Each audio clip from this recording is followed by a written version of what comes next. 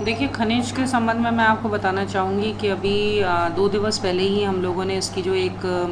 Monthly एक बैठक conduct करनी होती है, जो कलेक्टर महोदय की अध्यक्षता में होती है, जिसके अंतर्गत पुलिस, वन और राजस्व के जो अधिकारीगण हैं, उनकी एक जॉइंट मीटिंग कंडक्ट करते हैं, इस बात को रिव्यू करने के लिए कि माइनिंग से संबंधित ज़िले में हमारे क्या-क्या चैलेंजेस हैं। तो इसमें सर्वप्रथम तो मैं आपको बताना चाहूँगी कि पिछले वित्तीय वर्ष में विभाग को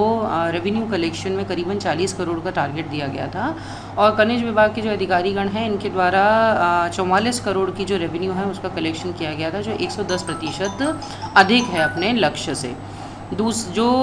जिसके आधार पे ये है कि जो उज्जैन संभाग है उसमें सबसे ज़्यादा फर्स्ट पे रहा है नीमच, एक तो रेवेन्यू कलेक्शन में, माइनिंग में, और दूसरा प्रदेश में 5वें स्थान पे रहा है। ये तो मैं आपको रिकवरी के पॉइंट ऑफ व्यू से, रिकवरी और रेवेन्यू कलेक्शन के पॉइंट ऑफ व्यू से बताना चाहूँगी। दूसरा ये है कि पिछले वित्तीय वर्ष में और करीबन 180 प्रकरण जो थे अवैध माइनिंग के, परिवहन के और भंडारण के प्रकरण बनाए गए थे, जिसमें कुल 10 करोड़ के आसपास की जो थी पेनल्टी अधिरोपित की गई थी मेरे कोर्ट से, एडीएम न्यायालय से। और इसमें सतत जो है खनिज का जो अमला है उसको यही हम लोगों की तरफ से निर्देश दिए जाते हैं कि जहाँ पे भी अवैध माइनिंग हो रही है, और ट्रेडिशनली ये देखें कि कहाँ से जो रूट हैं, ट्रेडिशनली कुछ रूट हैं जहाँ पे ज़्यादा नंबर ऑफ़ डंपर्स पकड़े गए हैं, वहाँ पे गश्त लगाएं और ज़्यादा से ज़्यादा कार्रवाई करें। इस विषय में ये भी बताना चाहूँगी कि एक जॉइंट कार्रवाई प्रशासन और पुलिस की गत वीक में की गई थी, गत 10 दिन पहले की बात है ये। उसमें भी एक ही दिवस में करीबन हमने 7 से 10 डंपर पकड़े थे,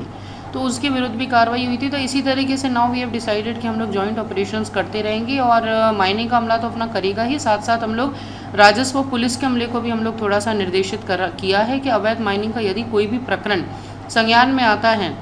एंड व्हेन दे नो कि वहाँ से निकल ही रहा है और किसी के शिकायत के आधार पर पता चलता है, तो आवश्यक तौर पर कार्रवाई करें। इसमें देखिए, ये जानने की बात होती है कि एक तो कुछ केसेस जो लास्ट ईयर भी हुए थे, उसके अंदर भी हम लोगों ने बहुत स्ट्रिक्टली उसके विरुद्ध एक्शन लेने का प्रयास किया था, जिसमें से एक प्रकरण के विषय में मैं बताना चाहूँगी कि जो राजस्थान की तरफ से डंपर आ रहे थे लगातार, एक ही व्यक्ति के 2-3 डंपर जब पकड़ने में आ गए थे, तो मैंने एक आदेश निकाल दिया था जिसमें उसका डंपर राजसात कर दिया था। तो वो अपने ही तरह की पहले कार्रवाई थी, क्योंकि पूर्व में कभी भी डंपर माइनिंग के प्रकरणों में राजस्थान नहीं होते थे, आबकारी और गौवंश में हुआ करते थे। तो इस तरीके से एक लगाम लगाने के लिए सबसे पहले मैंने उस डंपर को राजसात कर दिया था। इसी तरह से एक पनडुब्बी मिली थी, उसको भी हमने राजसात किया था। तो जब राजसात की कार्रवाई की जाती है, जब्ती अलग होती है, और जब राजसात करके हम उसको नीलामी की कार्रवाई कर देते हैं, तो एक स्ट्रिक्ट मैसेज जाता है, क्योंकि उनके लिए भी बहुत ज़्यादा कॉस्टली पड़ जाती हैं चीज़ें। प्लस जो माइनिंग नीति में जो चेंजेस आए थे फरवरी में, उसके बाद से वैसे ही इन इटसेल्फ ही नीति बहुत ज़्यादा स्ट्रॉन्ग है। अगर कोई भी अवैध तौर से परिवहन करता है या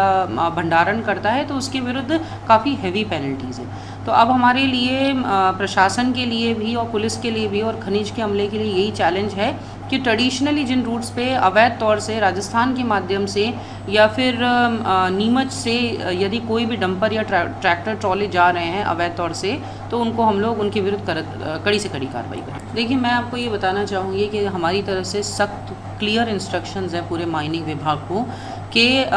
कार्रवाई करें। मतलब ऐसा नहीं होना चाहिए। इसी विषय में मैंने आपको बताया कि 2 दिवस पहले जो कलेक्टर महोदय की अध्यक्षता में बैठक हुई थी, उसमें भी यही निर्णय लिया गया था और पुनः से ये इंस्ट्रक्शंस दिए गए थे कि आप लोगों को कार्रवाई करनी है, किसी भी तरीके से आपको पीछे नहीं हटना है। और प्लस